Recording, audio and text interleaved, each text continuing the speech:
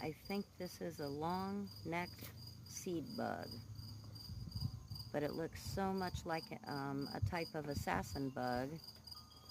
It was on my moonflower, and I have a jumping spider that lives on it, and I wasn't like willing to chance it, so I scared it off the moonflower, but it's right beside it on this citronella candle.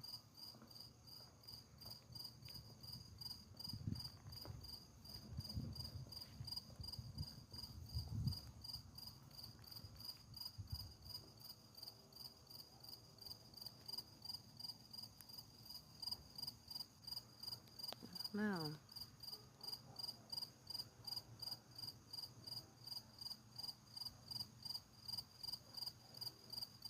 I think it's got a hair stuck to it.